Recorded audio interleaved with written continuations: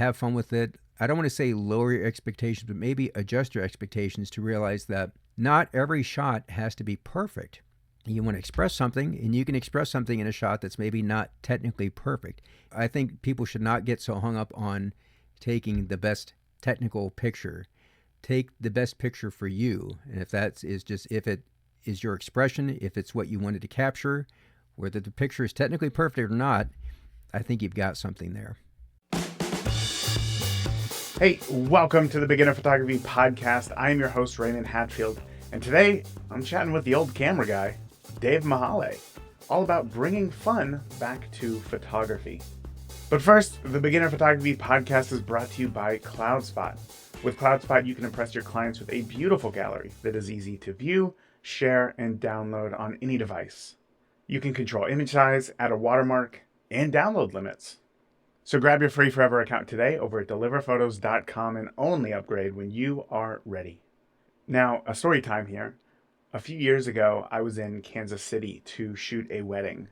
And the morning of a wedding is always kind of not stressful, but like there's this, what do I do with my time, especially if it starts a little bit later. Do I go out? Do I prep? Do I just sit and do nothing?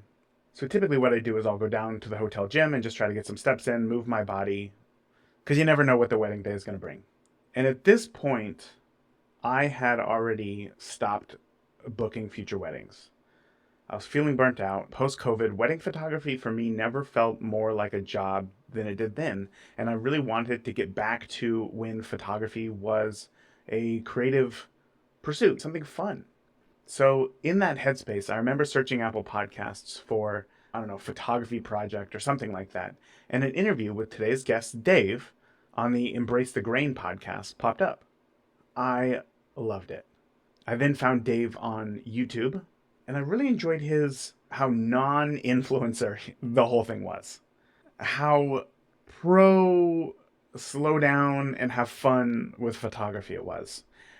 How non-pretentious it was.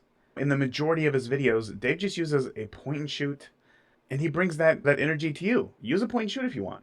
And since then, I find that I'm drawn to his videos. I'll watch his videos when I need some sort of like reset on photography.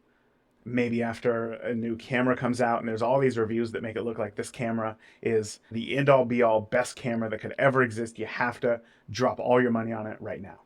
Anyway, that wedding in Kansas City, I remember a few of those images. But what I remember most is that next morning, I woke up before dawn and drove downtown, and I just walked the streets of Kansas City as the sun rose with my X100V at the time, and I was just taking photos. I later found out that it was a very sketchy part of town and that I should be thanking my lucky stars that I'm here talking to you today. But hey, ignorance is bliss, right? But it was during that walk that I made my own attempt at a Dave Mihaly old camera guy video, which I'll actually link to in the show notes if you want to check it out. But Dave changed something in me that day, and I hope today you'll be able to pull something out from our conversation that will change something within you. That was kind of a long intro, but in today's interview, here's what you're going to learn. We're going to learn how to love non-instant gratification when it comes to photography, how not having the newest gear can help you focus on what's important in your images, and cheap ways to dip your toes into film photography. Oh, and if you stick around to the end, I'm actually going to share how you can win a brand new film camera that I will be giving away. Not bad, right? So with that, let's go ahead and get on into today's interview with Dave Mihaly. Dave, my first question for you is, I want to know, when did you know that photography first was going to play an important role in your life? I think I first realized that in the year 2000 for a couple reasons, both of which actually have to do with my mom's death. And that might sound a little weird, but my mom passed away October 28th, 2000. And when it came time to get photographs together for a memorial slideshow at the funeral home, this is sad. There just weren't that many photographs to choose from.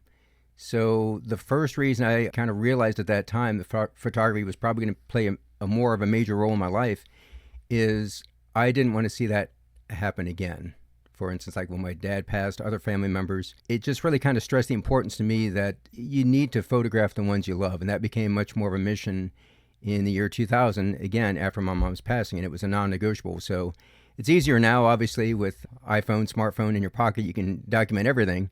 And that wasn't really the case, again, when I was growing up. Full disclosure, I was born in 1969, so when I started photography, film photography was just photography. There was not a digital thing, and there's a little bit more effort involved as far as, capturing those family memories. All worth it. And again, with my mom's passing, I realized that probably more than ever. I think the second reason, again, is also related to my mom's passing, and that is we were pretty close. And when she died, I think I realize it even more now looking back. I was devastated. I was shattered, I guess is another way to say it. And I became despondent. And I will tell you, Raymond, it was a dark place for me. And photography at that time really became more of not just photographing pretty things, but a therapy for me in a way, because it gave me something to do with my hands, specifically with film photography, loading the film, and just that tactile sensation, feeling of accomplishment, because when you develop your film and you see those negatives for the first time, it's kind of a magic moment, at least for me it is. And it gave me something to look forward to, which was hard to see at that time, honestly, again, because I was pretty depressed. And it gave me hope. So I realized again in 2000 the power of photography, and how I don't think it's overstated to say it really did help save my life at that time. And that's really when I realized. Wow, I appreciate you sharing that story. That's very emotional. That's very close. I guess, how do you go from looking at the few photos of your mother that you have to wanting to dive in? Because I know that today, if I were to look at your YouTube channel, there's not a lot of portraits. It's a lot of photo walks. It's a lot of going outside. So talk to me about those early days. You said that photography became a bit of a therapy for you. It did. And I think to some degree, honestly, it still is. My tendency, my nature is that I have a hard time sitting still. So I like to be out and about, and I like to get my steps in every day, and that becomes more important as I get older. And just carrying a camera with me became part of that, in that I can get my steps in, I can explore the world around me. It's kind of funny you said that about the portraits, and how if you look at my portfolio, or if you look at Instagram feeds, YouTube for that matter, you're exactly right. There's not a preponderance of portraits on there. But I think part of it is, it's a couple things, but one thing is, I think it's just one of those things that I don't maybe present to the world as much, because there's the real world you, and then there's the online presence. And as you know, those two things can be wildly different sometimes. So it might be just a case of some of that more personal work that maybe I don't share all the time online. Although I have done that more recently, like with my wife, for example, sometimes with my kids, especially my older son who's in college now.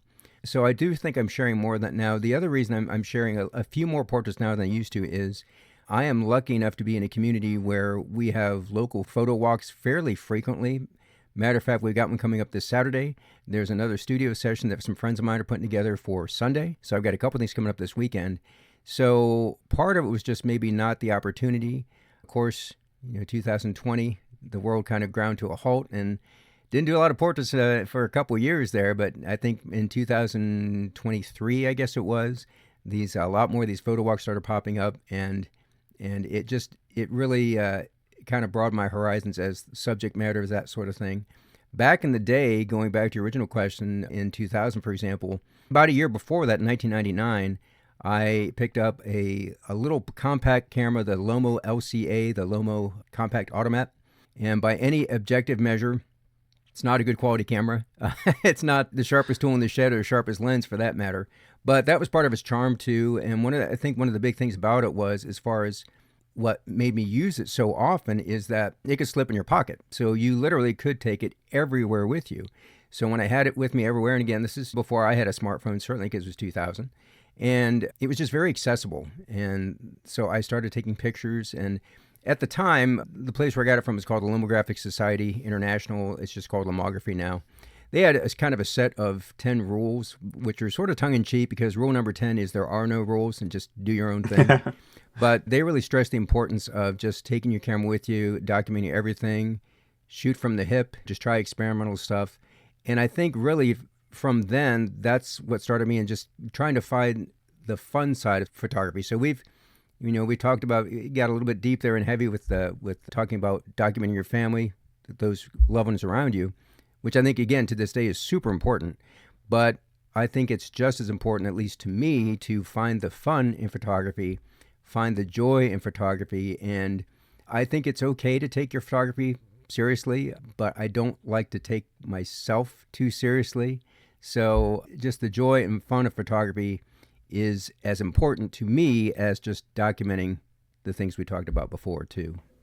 That's a good distinction. And I like how you said we can take our photography seriously and not take ourselves seriously. That's Hmm. something that, especially for photographers who I hear who want to get into weddings, they're Yep. nervous that maybe they're not professional enough, quote unquote, or they don't have the right just personality for that. But Hmm. you can absolutely get into it. But I want to go back to talking about this transition because it seems like 2000 was a very pivotal year for you as far Yeah. as understanding the importance of photography goes. Starting off with only, it sounds like one or two cameras at that time. Yep. And right now I see this whole shelf. I mean, I'm guessing 30, 40, maybe 50 cameras there behind you. Keep going. It's about 150 because there's a couple shelves you can't see in my messy studio from the view that you have. So it's embarrassing, That's but yeah, hilarious. I've got way too many. What was it about photography? Because you said that you weren't really into it that much before the passing of your mother. What Yep. was it about going out and shooting? Was it the process? Was it the images that you were creating? Was it just a new hobby? What was it about photography that made you Yeah. say, you know what, one day I'm going to have hundreds of cameras? I didn't know back then I was going to have hundreds of cameras, but I think it's a little bit of all of the above of what you just said. I've always been a very visually oriented person.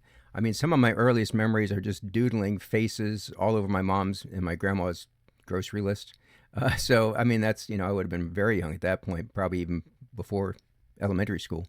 So I've always been visually oriented. Later on, I took up painting, a little bit of oil, mostly acrylics, that sort of thing. So visual arts have always been kind of my thing.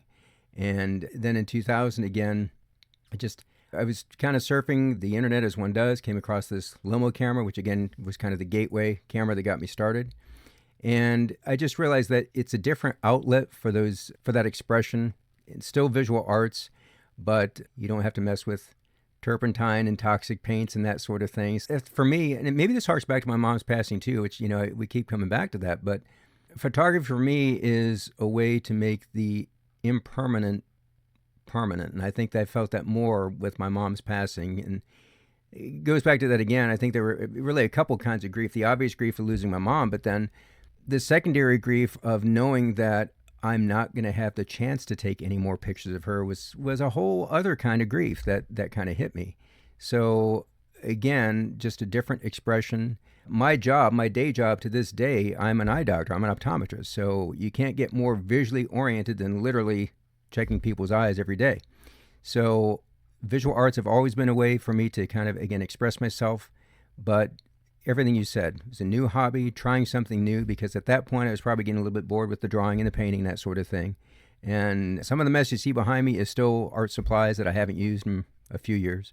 But just, again, a different way to express myself, a cleaner way. You mentioned, what about it is the process is definitely part of it. I mentioned before, again, that tactile process of looking at the film, looking at the negatives. And I will tell you, I mean, I like photography in general. I'm not one of these film photography purists that says, shoot film, not megapixels. I have no beef with digital photography at all. Matter of fact, I'm going to use my digital camera coming up pretty soon. My niece is graduating high school, so I'm going to take some more pictures of her. And my son is as well, so take pictures of him as well. For that kind of thing, digital photography definitely has its place, and I think it's in some ways a lot better than film photography, I think you could argue. I know other people that are film photography purists that, again, they don't touch digital camera, but I don't have my own darkroom, so I develop my own film in my kitchen sink. I have a little Patterson, like a daylight tank, so, once I get it in the tank, in the darkness, then I can go ahead and develop it in the light in my kitchen sink. So the fact that I don't have a dark room means I can't call myself a 100% film photographer, because as soon as you scan those negatives, you're a hybrid photographer. Your Yeah. output is a digital file. And again, some people just hold their nose at that. And I have no problem with that at all. Post-processing, same thing. Some people that I have come into contact say, well, if you're a film photographer, you shouldn't edit your photos at all. That's not right. You might as well just shoot digital if you're going to use Photoshop or one of these other programs. And that's just never entered my mind. The reason in truth, I don't edit my film photographs I do light edits, but it's not because I'm morally opposed to editing my film photography. It's more like I just don't have the patience for it, quite honestly. And that's one of the reasons I use a computer as part of my job, a couple screens every day. And so the less I have to stare at computer screens when I'm home, I think the better. So Yeah. I have no beef with editing. Again, I just don't have the attention span or the patience for it. The amount of editing I do, honestly, is I'll straighten my horizons because I'm terrible at that. So that's the first thing I do probably. Same. Yep. I adjust the contrast typically. And then if there are any egregious dust spots or streaks from the developer, that sort of thing, I might use the Band-Aid tool or clone those out somewhat. But that's about it. Because again, that's the whole point of me shooting film is I try to get as much right in camera, get the look that I want. And part of that with film photography in particular is just choosing the right film, right? Because you've got so many different looks with all these different stocks with this black and white color, slide film, negative film. Then you've got experimental films, which I like to have fun with experimental films too, which a lot of people see as just a gimmick. And it is a gimmick, but I like the gimmick. So I have, again, I don't look down on that kind of stuff too. Again, just with film photography, I do like the process. And I think part of the reason I got into it in 2000, again, going back to your question, is the simplicity of the camera that I had. It was an automatic camera. It was not autofocus. It's scale focus or zone focus, which some people really can't stand. But after using it for so many years, I got pretty good at guessing. It's from Russia, so it was the distances on the scale were listed in meters. Mm. I'm a dumb American, so I don't think in meters. Same. So Yeah. I had to say, oh, 0.8 meters. That's about 3 feet-ish, right? 1.5 meters, we'll call that 5 feet or so. 3 meters was another setting there. That becomes 10 feet in my brain. Then infinity is infinity where you're using meters or feet. So I think part of the reason I got into film photography heavily, again, back there in 2000, was just the accessibility of that camera. I think if I had an all-manual camera that was super involved, and if I had to have a huge understanding of exposure triangle, which I didn't back then, quite honestly, I don't know as I would have gotten into it. So again, I used the term gateway camera before, but that's exactly what it was. Now, all that stuff came later with learning more of the settings, shooting a manual. But even to this day, on some of my newer cameras, I have no shame in using the aperture priority settings if it has it.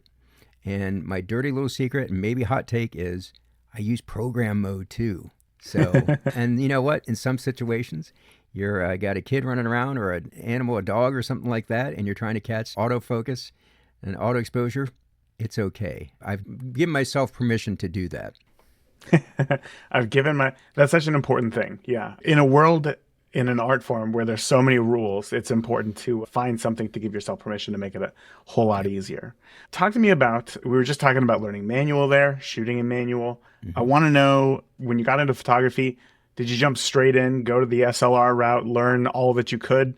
And then the reason why I ask that is because when I look at your YouTube channel, now forgive me if this is just the things that you're sharing, there's a lot of point and shoot cameras. There's a lot of set it and forget it type film photography that I think, for one, it's a lot more accessible. It's a lot easier to get into. Yep. But I wonder if you miss anything from learning manual, or if now this becomes just a more enjoyable form of film photography. Yeah, so this is a case where my real life experience and my online presence really are the same, because you're exactly right. I have a lot of point and shoot cameras on my YouTube channel, and I shoot a lot of point and shoot cameras in real life. So that actually is something where what you see is what you get, really. But I started with that Lomo LCA, that very simple camera in 2000 or end of 99, then going into 2000 when I started using it more. And it was really my solo main rig until about 10 years later. 2009, I got a new boss at work, and he gave me his wife's old Olympus OM2. So manual, SLR manual, everything. When he gave it to me, I'm like, oh, this camera is cool. I have no idea how to use it. So I figured I better figure this out. And again, I'm largely self-taught. So as one does, you go to YouTube University and try to sort things out and get little clues here and there. But there's no substitute for just getting it out in the field, putting in the reps, and figuring it out on your own. And that's exactly what I did. So for the first 10 years of my photography, it really was just that simple zone focus camera. And then in 2009, that changed about 10 years later with that SLR. And at the time, 2009, film photography was I don't want to say it was going through a crisis, but maybe that's fair to say. But the upside of that was that when I would go to a thrift store, I could get these little point and shoot film cameras for 90 cents, $2.99 if I was feeling extra fancy. So a couple, $3, you're going to get a film camera that, and some of these are actually pretty sought after now, like something like a Yashica T4 or T5. Wow, for $3? Yeah, for $3, no joke.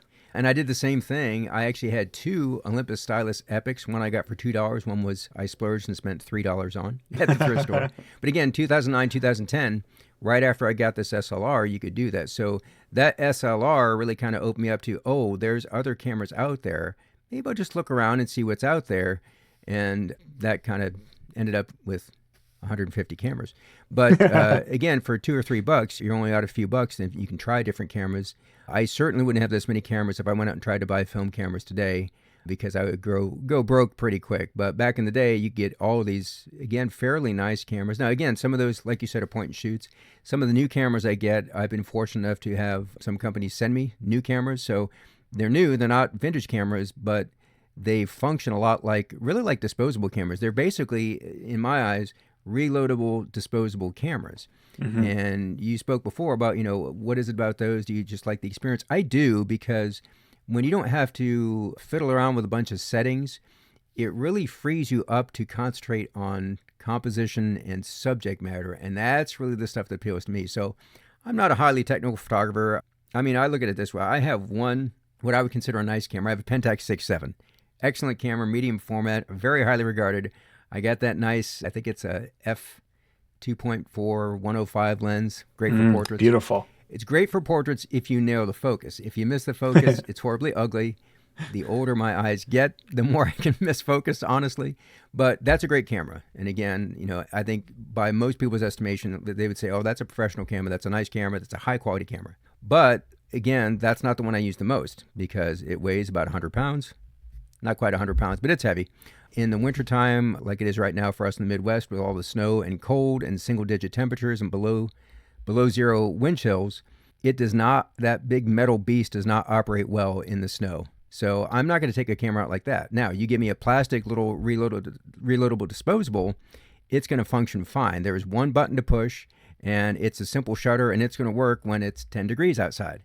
But again, it really frees me up to concentrate on composition. So again, I have the capacity. I can shoot manual, something like Pentax 6.7, but it's not what I shoot the most, because I don't want to say that those kind of settings and, setting that is a chore for me, but maybe I am saying that.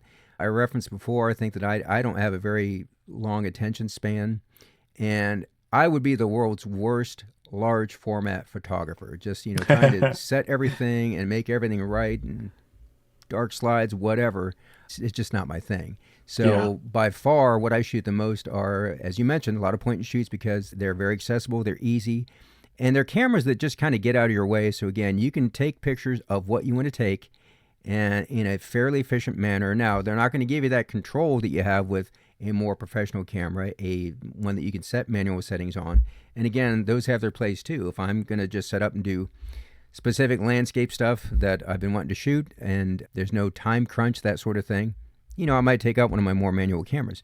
But the disposable ones, again, have their place too. So I by far shoot those the most. And I will tell you, there is something that kind of bridges the gap between those two. And I have a bunch of Canon EOS film cameras. And so those were the autofocus ones that came out. Well, there's been a bunch of them. So they were popular 80s, 90s, into the 2000s a little bit. But the thing I like about those is those can be as manual or as automated as you want them to be. Because if you want to shoot it manually, great, put it on M, right? Same thing for the lenses. They are autofocus lenses, but they all have manual settings on them. So if you want to shoot manual focus, manual exposure, manual everything, you got it. You can do it. If you want to shoot autofocus, which I do, again, almost all the time because of my eyes, I'll keep it on autofocus, and you have that capacity as well. Same thing with all the different modes. If you want shutter priority, it's on there. If you want aperture priority, which is what I shoot the most, it's on there. If you want program, knock yourself out, it's on there. But if you want manual, it's on there too. So those people ask a lot of times, well, what is the best camera I should get as a beginner? What is the best film camera I should get? What should be my first entree into film photography?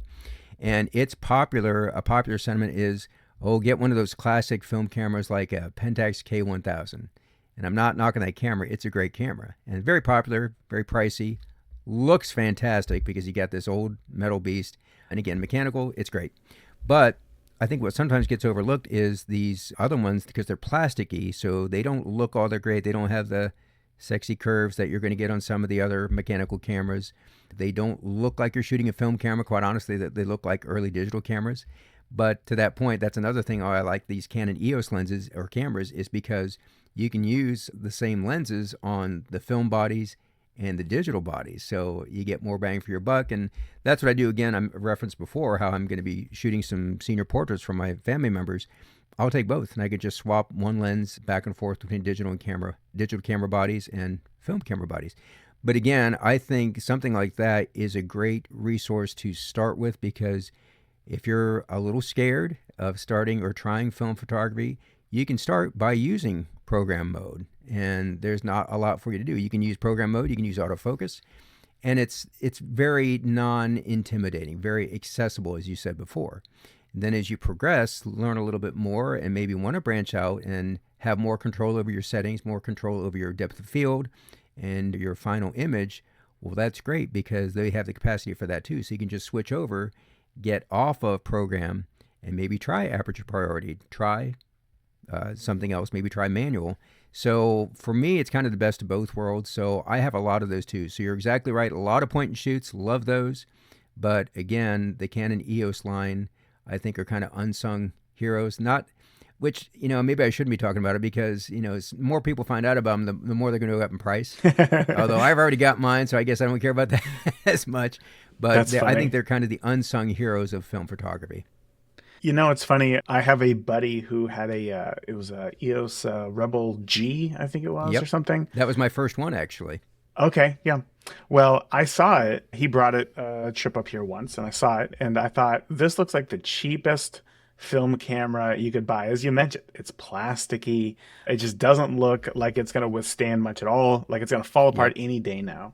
And he left it at my house. He went back to Texas. He completely forgot it, and I spent the next few months shooting with it. And being a previous Canon shooter myself, I had some various lenses that I could try on this camera. And Yep. it was an absolute blast. Yeah. It was amazing. It was so much fun. And we took a family trip out to California a few years ago. I think I probably brought 4 film cameras. And the photos that I got from that camera were hands down my favorite, mostly Yeah. because of the aperture control. All the other Yep. ones, well, except for the K1000, were essentially point and shoots. Yep. And then I looked on KEH, it's like $50 or something. Like it's a Yeah. relatively cheap camera. Oh, yeah. So you just got to make sure that the battery contacts are not all corroded and gross Right. and worthless. But I don't think you're going to have much issue with KEH in that department. But I want to ask a question that I'm sure a lot of people are thinking right now, which is you got into film photography when it was just photography. That was all that there was. Digital came, Yep. you're still shooting film. Yep. Right? Why not make the full transition into digital, and why stick with, which at a moment in time, 2008, 2009, 2010, seemed like it was going to go away forever? Yeah. Probably for the same reason I play vinyl on my stereo, cassettes even. Got a couple 8-tracks too, so I'm really dating myself here as far as my age. But part of the reason is because I still can. Because I realized that film photography did not go away. Like I said, there were some darker days when, it seems like every time you turned around, Fuji was discontinuing another film stock, and then Kodak would get rid of this. But it is not like that anymore. But it did look a little bit dark for a while there. So I figured, you know what? I really like this, and I'm going to do it for as long as I can because I realized that at some point I might not be able to do it anymore. But that point never came, at least up to now.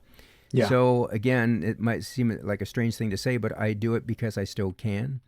It's what I started with. So again, I'm not one of these people that says, oh, film photography is so much better than digital photography. I don't have that view at all. And again, I use my phone all the time for digital photography. I've got a Canon SL1, very basic DSLR from it's about a dozen years ago. It's pretty old, but that's the one I'm using to shoot, again, senior portraits with.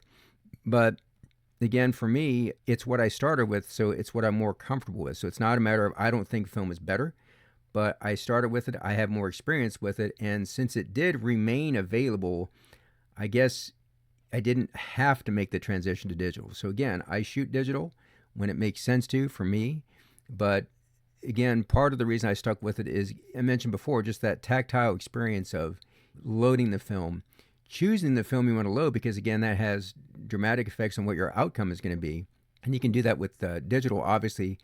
But with digital, at least my experience has been, you make those choices mostly in mostly in post processing. Whereas in film, you kind of have to think a little bit and do it ahead of time. That's especially true with a lot of those point and shoots you see behind me, because you don't set the ISO on those. You don't set anything on those. So you got to look outside. Oh, it's pretty cloudy today. I think I'll load some 400 speed film.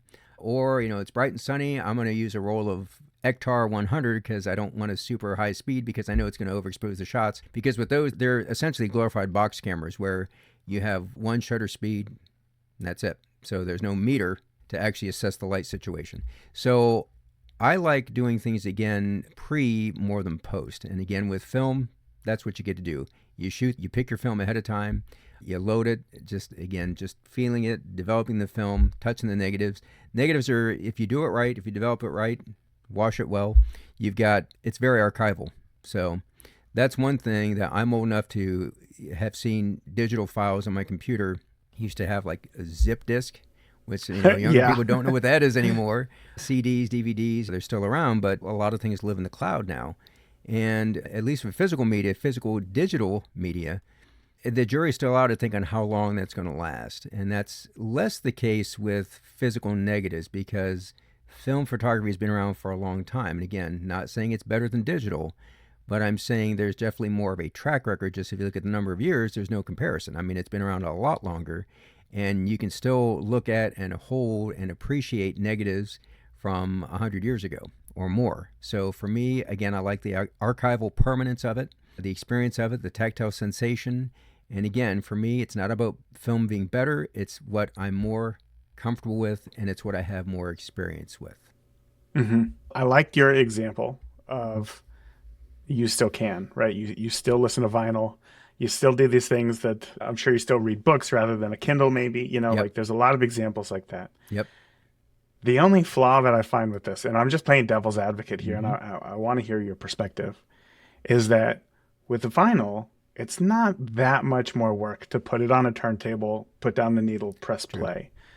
When it comes to photography, especially your version of photography where you're actually developing the film, you're scanning the film yourself before it's done, it's a lot more cumbersome. There's a lot more steps to it than that.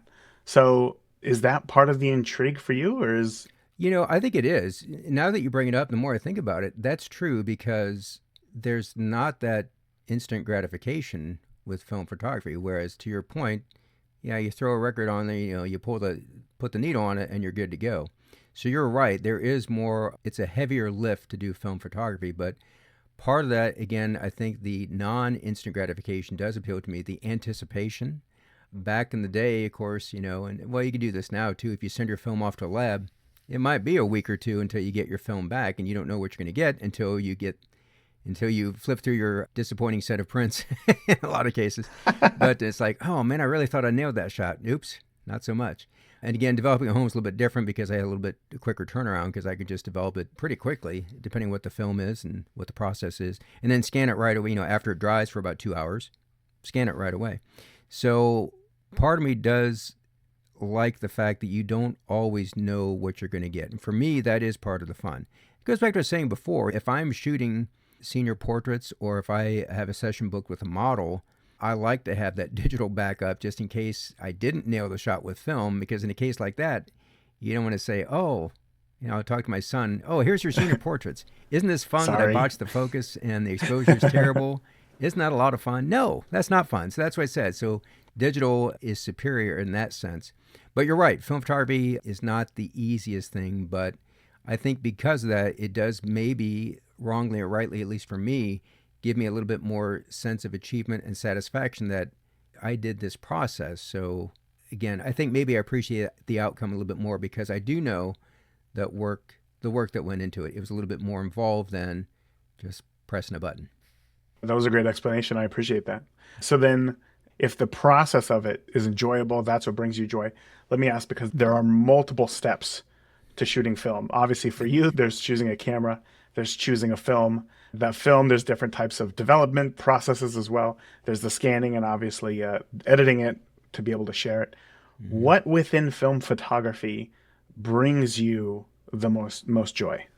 It's kind of funny you asked that because the thing that brings me the most joy is something that you can do with digital as well, which is the physical, just the process of shooting the photographs. So again, that's not terribly different from the digital experience, except for, I think it is. Yeah. well, yeah, it is in the sense that you can spray and pray with digital and hope for the best and just you've got a bunch of backup shots if you want them. And with film, depending on the film stock that you're using, you've got 24 or 36 shots to get it right if you're using 35 millimeter, which is primarily what I shoot because some people say, oh, it takes me forever to get through a roll. I don't have that problem typically. Yeah, So I know when same. I'm shooting like medium format, if I've got the Pentax 6.7, I've got 10 shots on there and I can zip through that right away if I really want to. So 24 or 36, I probably shoot more 36 rolls than I do anything else. For me is the way to go. The process of it is different. I think some people, and I think I would include myself in this, maybe think a little bit more about the shot before I take it, because every time you take a shot with film, especially with medium format, certainly with large format, you can hear the cash register. I mean, it's money. Every time you push the button, it's money. And that's less true with digital because you're just storing it to an SD card, compact flash card, whatever. And your storage is only limited by the size of your card. And cards today are huge, so you can take tons of photographs. So that part of the process is different. So again, the physical process of going out and shooting the film, that's still my favorite. But yeah, to your point, it is a little bit different than digital, but you can still have fun shooting digital in the field too. My least favorite part of film photography is the editing, which I think I kind of alluded to before, because again, I just don't have the patience to sit there and get every little speck of dust off my scan. So that's half the battle. It's just when you scan them, try to get off as much dust as you can. I've got a rocket blower that I use. I've got a cleaning cloth for my glasses that I sometimes use to clean off the scanner bed to make sure there's not a bunch of dust on there. No, but it's hard. It all seems to get attracted to those negatives. 100%. So yeah, I don't think I've ever had a roll that I've scanned that had no dust on it. That would be Yeah. great if that happened. In 55 years, that hasn't happened for me, so I'm still waiting. Yeah. You're going to have to get multiple HEPA filters, air purifiers in your room. Yeah, live in a bubble. Yeah. Yeah, live in a bubble. Yeah, just to save you some time from removing all those dust specks. I totally get it. Yep. So one thing that I love about you and one thing that I love about your YouTube channel is that there's no pompousness in your film photography. You talked about the film purists before. And I think that anybody who has looked into starting to shoot film has found those photographers on YouTube who it's Yep. either an M6 or an RB67 or something, Yep. or nothing at all. And you have this approach that is just so fun and it's freeing and it's not over the top. There's not a lot of pressure in it. And I just want to say that I really appreciate that. There's this space that I think is desperate for that. And I think that we've gone so long in this transition from film to digital to like speed things up, speed up the shooting process, speed up the editing process, speed up all of these things, that you're bringing this slow photography movement to the forefront, right? Of just spending time and getting outside. And that's where a lot of photographers that I know that are listeners today are starting to struggle. They're seeing all the photographers say, you got to do this, you got to hustle, you got to have the best lenses, you got to have the best gear, you got to have all this. And they're losing that joy of photography, and it's horrible. So for those listeners right now, I guess one, what would you say to them? And two, what would you prescribe to them to get them out and to get them having fun with photography again? Yeah. For me, my approach probably a lot of it goes back to my upbringing and how I grew up, because I was raised in a lower middle class family. So growing up, we had a few cameras around, but again, if you look at the time frame, this would have been 1970s because I was born in 69. And if you didn't have a lot of money back then, the cameras that you had around the house were 110 cartridge cameras. Maybe if you were lucky, a 126, right? That took the square pictures, but they were not anything fancy. And I think that just carried over to my adulthood. It was like, you don't have to spend a lot of money to still enjoy photography. I'm involved with something called the Frugal Film Project, and it was started by Sherry Christensen, and she is the host and founder of the Embrace the Grain podcast. And she started that really, I think, with the intention of just showing people that film photography in particular doesn't have to be expensive. And there are not a lot of rules to the group, but the focus is this: you have to get one brand or film stock, and you shoot one roll of that every month for an entire year. You use the same stock in an inexpensive camera. And that standard these days, when I started in it, 2021. She started the program in 2019, but I started 2 years later, and it was $50 was all you could spend on your gear: camera, lens, tripod, whatever. Because of inflation, it's gone up. It's $75 now. But that is to say this: for $75, you can buy plenty of camera for that amount. Are you going to buy that Leica M6? You are not. Maybe a lens cap, No. but not the camera. Yeah. So, but you don't, to your point before, I am convinced that you don't need all that. And again, as I mentioned before, sometimes with humbler gear, it helps you focus on the more important things, or more important things to me at least, which is, again, composition, subject matter, and you can shoot what you like without the pressure. And that sounds maybe kind of funny to say, but when I'm shooting my Pentax 6.7, which again will not be for a while until the weather warms up, I almost feel, and I guess it's self-imposed, but I feel the self-imposed pressure on myself is I've got 10 shots. This is a fancy camera. This is a fancy lens. I've got to get it right. And I don't have that pressure when I'm zipping through a disposable or reloadable disposable camera, point and shoot, 36 exposures. There's less pressure on me. So my advice to somebody that's maybe wants to start in film photography, maybe for the first time, is don't maybe start with a large format or even maybe medium format, but maybe start with 35 millimeter, because again, it's more forgiving in that you've got 36 shots, so you've got more chances to get something that might appeal to you, final product, final image. And again, if it's a point and shoot or maybe one of those Canon EOS cameras we mentioned before, you can ease into it and not be scared of it or intimidated of it. And I appreciate what you said before about my YouTube channel, because I am not somebody that does or likes to see a lot of gatekeeping. Any so-called knowledge that I may have accrued throughout the years, I like to try to pass on to the viewers of my channel. And I think to do otherwise is just snooty and kind of irresponsible. Now, having said that, if you've got a lot of money and you have enough cash to get a Leica M6 or something related, go for it. I don't think there's anything wrong with that at all. It doesn't appeal to me because, again, I don't have the funds to do that, number one.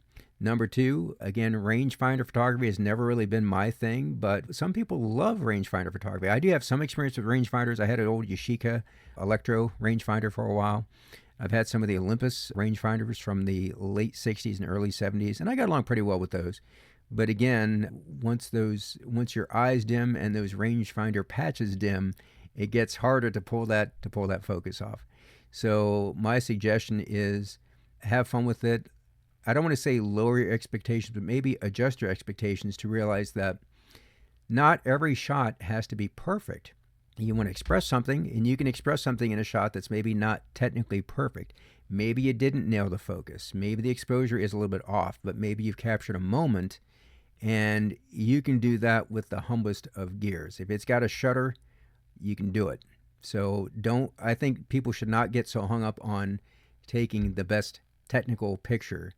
Take the best picture for you. And if it is your expression, if it's what you wanted to capture, whether the picture is technically perfect or not, I think you've got something there. I've shared this before. It's like we can take a photo of a gray wall and it'll be technically perfect, but that is going to be the most boring photo anybody will look at. And another thing that I love about film photography, which is funny, that new photographers, I think it takes a while for it to click.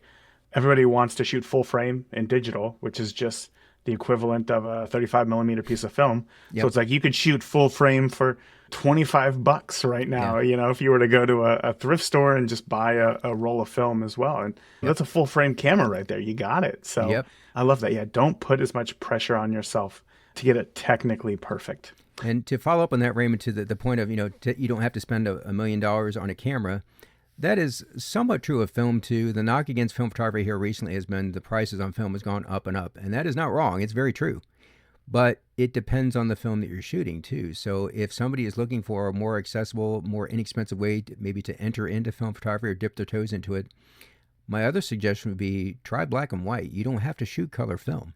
You can shoot black and white. And to that point, it depends on the stock that you have. You don't have to shoot one of the more expensive black and white film stocks either. I shoot a lot of Fomapan. And if I really want to go extra cheap, I'll shoot Arista EDU, which is just basically a rebadged Fomapan without the DX coating. So if you don't care about the automatic DX code to set your film speed in your camera, maybe your camera doesn't even have that, you can save and get an inexpensive stock like that. That's what I'm using actually for this year's version of the Frugal Film project. And I got each roll of black and white film. These are 36 exposures for right around $6. So you Wow. do that. That's half the price of what I'm paying. Yeah. Right. So if you get a film like that, you can do it. And you look for deals, right? And I got it in bulk, so I got a nice deal on because I had to get 12 rolls of it. So they kept me a pretty good deal. Now, the flip side of that is, if you want to shoot Kodak Portra 800, which is one of my favorite films, I love that film, you're not going to get that for $6 a roll. So, Not even gold. Yeah. yeah. Not even gold. Not even gold or Ultramax. That's right. So again, I would encourage people to maybe not be so tied to color photography.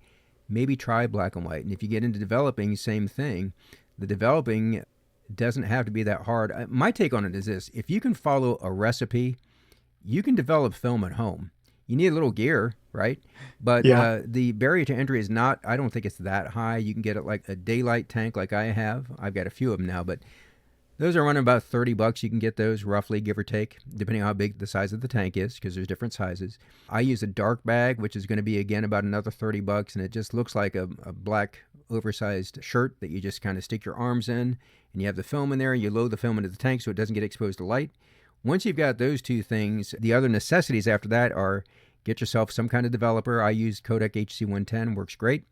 And then you need a fixture, right? So the three steps for film photography, it's not super complex. You can make them more complex if you want to, depending on what developer you use.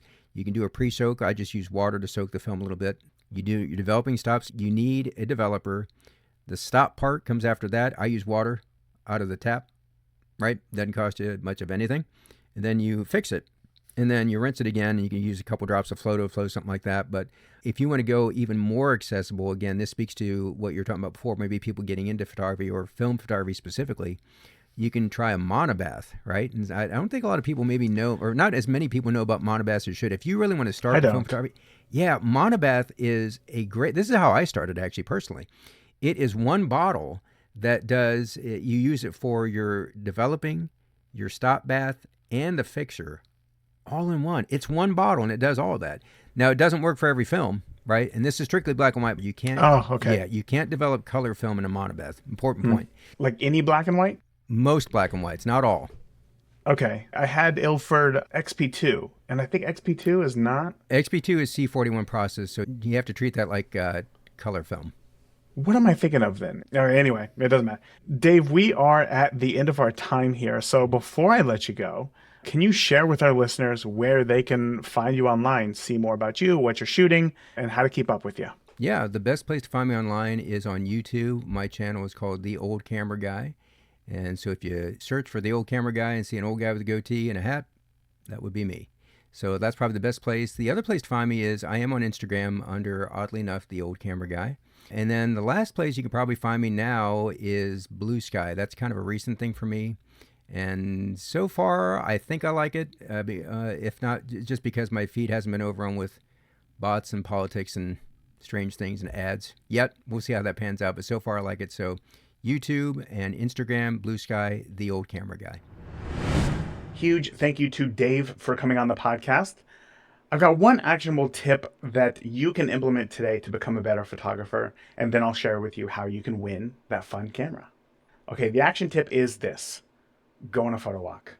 All you got to do is grab your camera, put on some good shoes, go somewhere local, and set a timer for 1 hour and just walk around and explore. Don't feel this need to check your camera and look at Instagram for inspiration. Don't do any of that. Just be there and pay attention to what you pay attention to. I will warn you though, if it's your first time, this isn't exactly the most easy thing to do. It can feel a bit like, why would I take a picture of this? I don't know, a water tower, old red door frame, a creek running through town, stuff like that. But here's what this challenge is. This exercise is to ignore that voice that wants to critique before you've even created anything. Because you can't do both at the same time. You can't create and critique.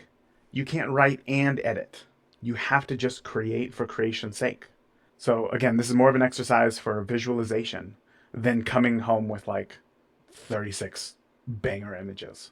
So that is the action item for today. Get out and just shoot with your camera. All right, now let's go ahead and give away a camera. So one of the things that I love about film is the look, right? It's the aesthetic. And nothing says film more to me than the images that you get from like a disposable camera. They're cheap, they're not that great, but they're fun. Well, in the past few years, there's been a number of plastic reusable film cameras that have been made that will give you that signature look. These are essentially disposable cameras that are reusable. And one such camera is the Rito Wide and Slim. Fun fact, this camera's actually been around since like the 90s. I think originally it was made by Vivitar. Anyway, it doesn't matter. This is a tried and true point and shoot camera. It's got a 21mm lens, which is super wide in digital terms, full frame. It also has an f11 lens, so it's best used outdoors in the spring and summer when there's lots of light and fun adventures. And bonus, it's battery free too, so there's nothing to charge, you don't need to pack any extra batteries. You just point and shoot. And I'm gonna give away this camera to one of you. All you got to do is be a part of the Beginner Photography Podcast community. Why would I give it to anybody else? So if you're not already part of the group, come join us by heading over to beginnerphotopod.com/group. Again, that's beginnerphotopod.com/group. And I'll be announcing a winner here in the coming weeks.